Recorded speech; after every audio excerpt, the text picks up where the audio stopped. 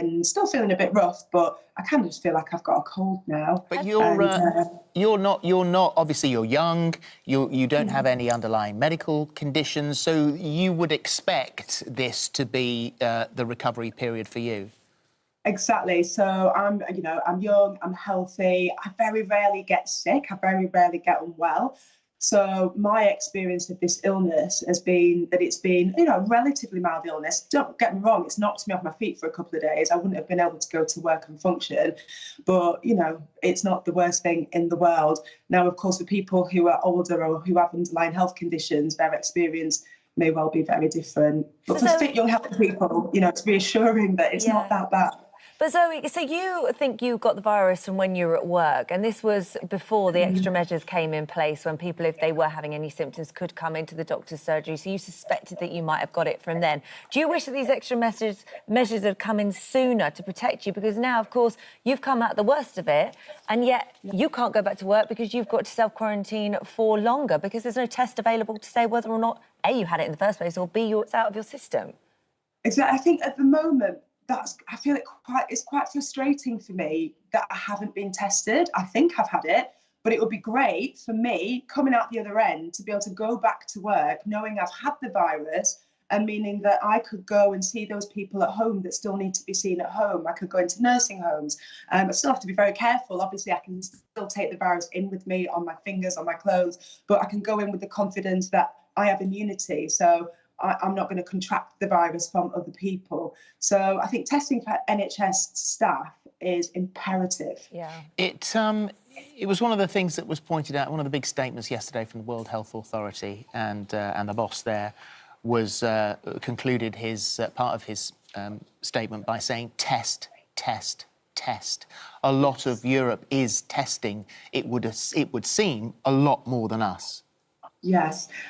I can understand why testing everybody is not possible, because we have a limited amount of resources, and, putting all our resources into testing everybody rather than treating people who need care is not a good idea. But I think when it comes to healthcare professionals, it's crucial. But I do understand that the government are now really working hard to test not just people who have it at any given time, but actually anyone who has had it. And I can understand why actually focusing our energies on that it is a good idea, because then any healthcare professional who perhaps those who even haven't had symptoms will know who has had it, and therefore who has that protection, that immunity. So we wish you well. How many days of isolation have you got left then before you can get back to work? Since Saturday, so I've got another 11 days. Another 11 days. So you are going to do the. Started to get symptoms, so that's the two of us now. 14 days in the house. Wow. OK, thank you. Well, you take care of yourself. You'll be severely missed in the ranks of the amazing NHS who are looking after us as best they can at the moment. Thank you very much indeed. Yesterday, the Prime Minister held another press conference alongside the Chief Medical Officer and the Chief Scientific Advisor, and along with information about isolation for the over 70s, there was also a warning for pregnant women. Well, we're joined by Dr Sara and our fertility expert, Dr Larissa. Now, Sara, you are pregnant. Yes. We've all made sure that you are not in contact with anyone. You've been given a separate room this morning. You have essentially been in isolation as you've moved around, but it's your choice to come in today. We said, don't do it. We'll do it by Skype. Why are you here? So I think I want to show to people that even though there are some, extreme measures that have been put in place, we can get round it. We can do things to help ourselves. So I did my own hair and makeup. I've been in my own isolation. Yes, I'm sat next to you, but, it will only be for this few minutes. We're still very early on in what we know about pregnancy and coronavirus.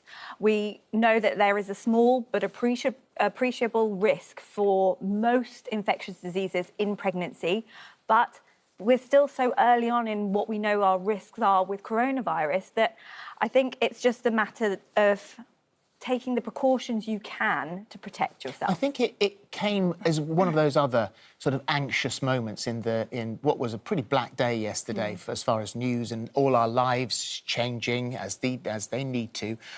But I think it was one of the reporters went, sorry, excuse me, what did you just say about pregnant women? I mean, that really seemed to come out of nowhere. It was a bit of a curveball. I wasn't expecting that, if I'm honest with you. It's very hard to go from, you know, I'm young, fit, healthy, I'm one of the groups that I would consider not at risk, to then suddenly be put into an at-risk group and be told that actually you need to employ a sick role. It's anxiety driving, especially because when you're pregnant, you're already, you know, you've already got fairly high anxiety levels. But I think, you know, these are precautionary measures. OK. Larissa, let's come to you now then. I mean, lots of people are obviously worried about pregnancy, but then they're also worrying about giving birth, newborn babies, breastfeeding. I mean, where are we at with that now?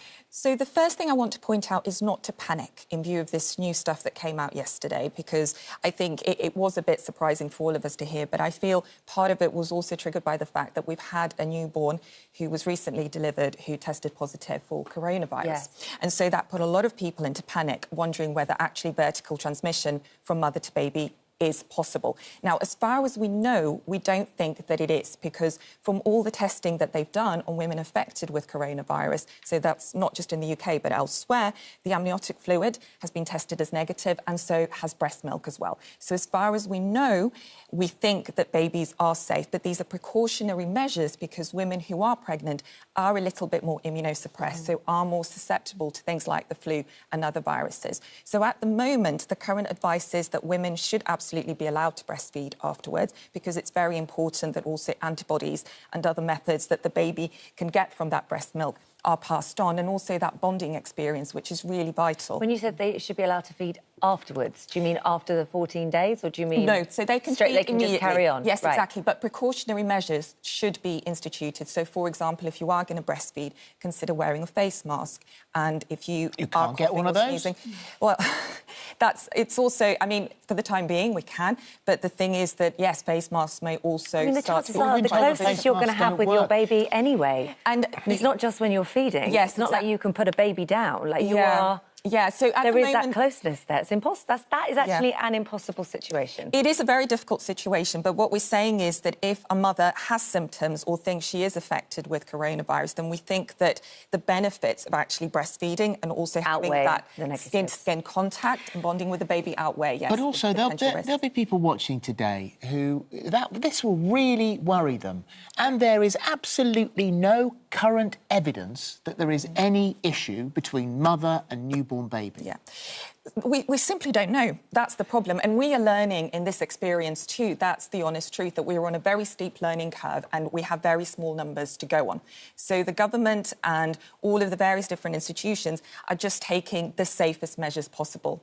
So the Royal College of Gynecology and Obstetrics have said that they haven't found it in breast milk, they haven't found it in the placenta blood, they haven't found it in the cord blood. So far, the signs are there. The signs are there that it's safe. Yeah. But you know, of course, this is a precaution. So please don't get too anxious. All of the evidence is pointing towards this being safe, but actually the government are trying to protect us, and we have to appreciate that in a way. I mean, having that anxiety and that stress, raising your blood pressure, that worry, I mean, that in itself, you've got to try and stay calm, because that can impact your baby. But the thing to say about all of this is that with the neonate who was born, everything seems to be suggesting that that wasn't passed on from mother to baby, that could have happened actually during the delivery or afterwards when the baby was being handled, because the baby tested positive only 36 hours later. So the overwhelming evidence at the moment is that there isn't vertical transmission and that most babies are absolutely fine, as are most mothers, but we just need to be completely safe until we get the evidence to say to us that actually potentially coronavirus